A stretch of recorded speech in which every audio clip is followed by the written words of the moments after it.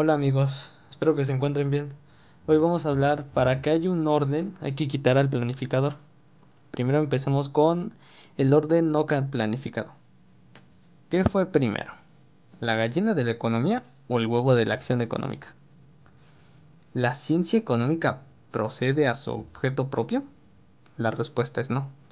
De otro modo, sería como que decir que la astronomía precede a los planetas y estrellas, o que antes de Newton las manzanas no caían de los árboles. Sin embargo, hay gente que habla como creyendo que no había economía antes de que aparecieran los economistas. Y eso no es mero ejercicio intelectual, es la manera en cómo entendemos el proceso económico y cómo vemos en él al gobierno. Los primeros llamados economistas descubrieron más bien que prescribieron, se interesaron en lo que la gente hace, no en lo que debería de hacer. La disciplina comenzó como un acertijo. ¿Qué debía resolver? Porque desde la Edad Media al menos algunos observadores perspectivos advirtieron cierto tipo de orden. Las cosas se producían y se colocaban junto a la gente que quería negociar y para obtenerlas, pero ese orden no era diseñado. Nadie había planificado ese esquema general. Entonces, ¿cómo ocurría? ¿Cómo era posible un orden no planificado? Era una paradoja. Y la gente que primero se planteó responder esas preguntas fueron los primeros economistas. La Escuela Clásica de Economía se centró en resolver la paradoja. Adam Smith señaló ese orden no planificado a sus lectores en La riqueza de las naciones, con la metáfora de la mano invisible, y más tarde Frederick Bastiat vio la tarea de la economía, no en aprobar la existencia de ese orden, sino en ponerle atención y sacar conclusiones sobre cómo surge y funciona.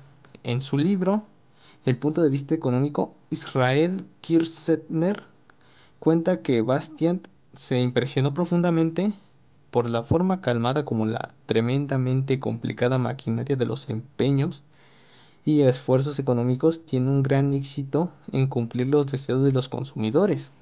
Como Bastiat, muchos otros se impresionaron y lo resumieron en una frase plena de contenido: París come, significando que la ciudad consigue alimento, y llamaron prodigioso e ingenioso mecanismo aquel por el cual París podía comer. ¿Ingenioso? Bueno, cierto que los parisinos encontraban en su ciudad muchas cosas utilísimas, provenientes de todas las partes del mundo y de todos los días, y podían obtenerlas en intercambio, pero no había ningún comando central, poniendo carteles y órdenes para dirigir las innumerables transacciones y decisiones que hacían posible una cosa tan maravillosa. Ahora bien, no todos piensan que Bastian y Carnies escribiendo sobre la riqueza.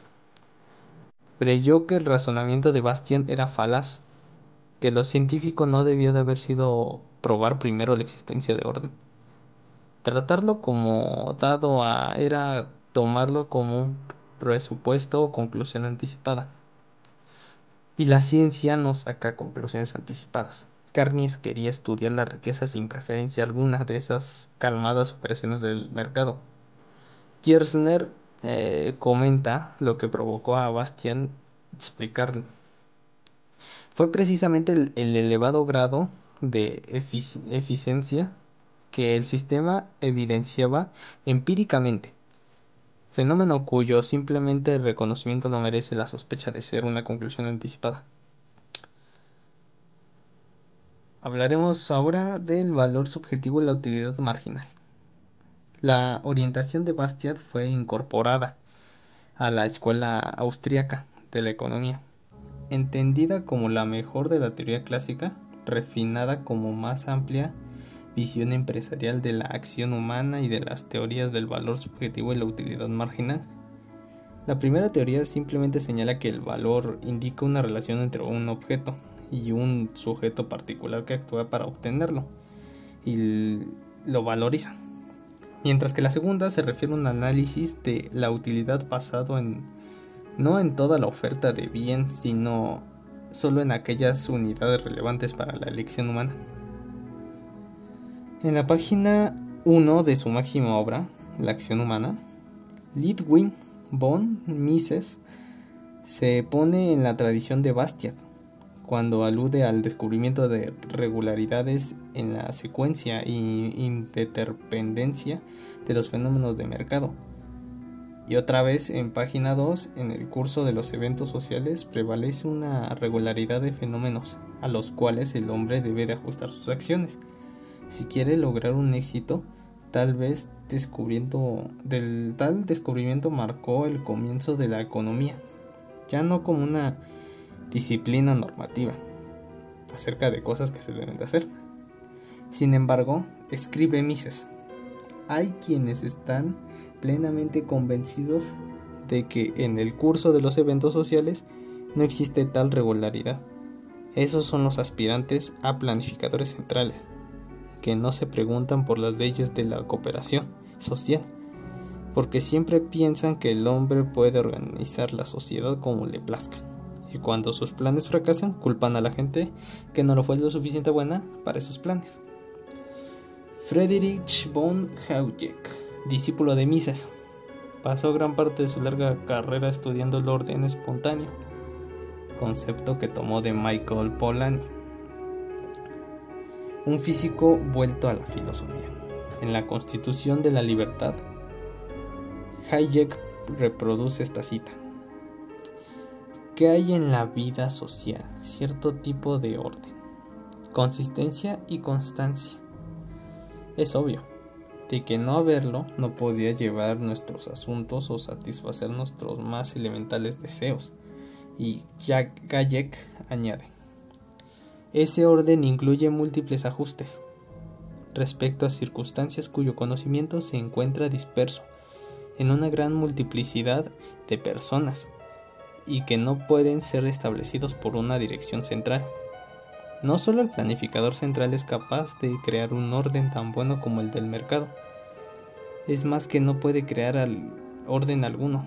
De ahí el título del libro de Mises, Caos planificado. El planificador central no puede planificar. Es la ironía. No puede crear un orden. El orden se restaura quitando el planificador. En tal sentido, la economía sí se puede tener implicaciones normativas.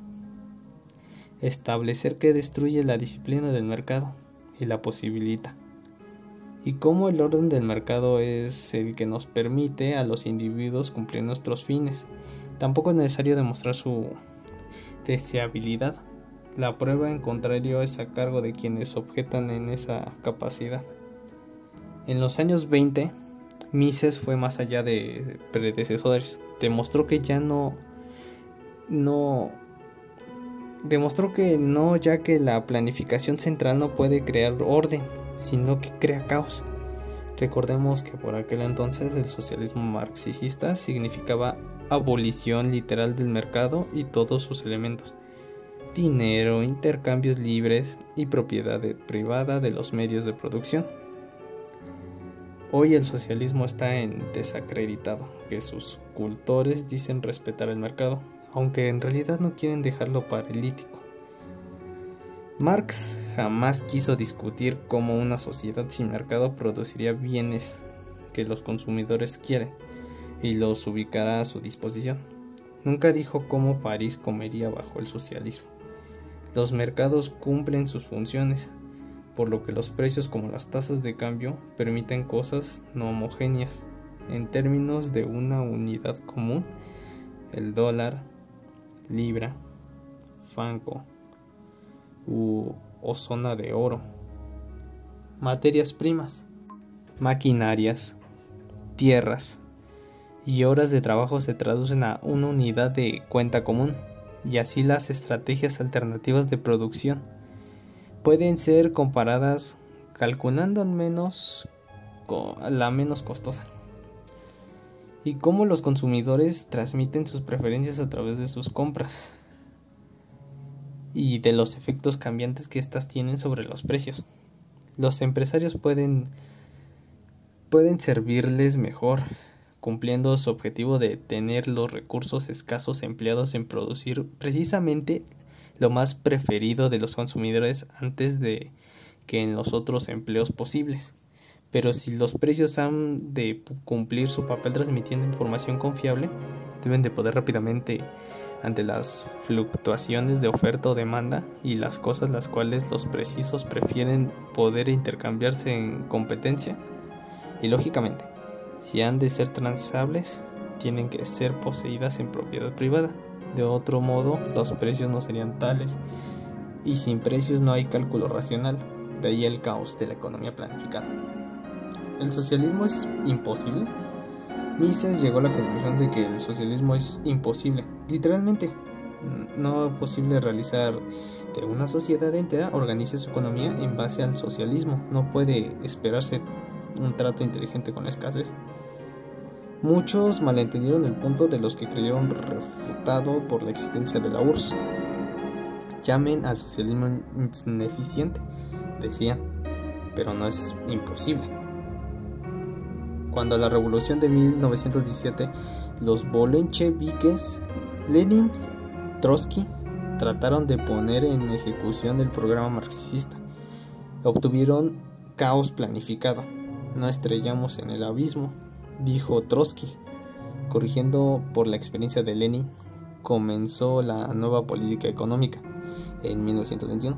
Una reintroducción del dinero y del mercado, y desde entonces ningún líder soviético jamás trató de abolir por completo el mercado otra vez, lo que significa que la URSS tuvo economía de libre comercio, sino un mercado saturado de gobierno, pero no hubo realmente planificación central. La verdad es el plan era cada tanto revisado para que reflejara lo que pasaba fuera de las oficinas de los burócratas. Entonces los socialistas trataron de enfrentar a Mises y a Jacquet, proponiendo un socialismo de mercado capaz de generar precios pero sin propiedad privada ni capitalismo, lo que fue una verdadera rendición de su parte. Por eso mucha gente concede ahora que Mises y Jacquet ganaron el debate, y tenían razón. Nadie que niegue la existencia de un orden no planificado puede con la propiedad llamarse economista. Bueno amigos, muchas gracias por haber escuchado este podcast. Nos veremos la próxima vez. Chao.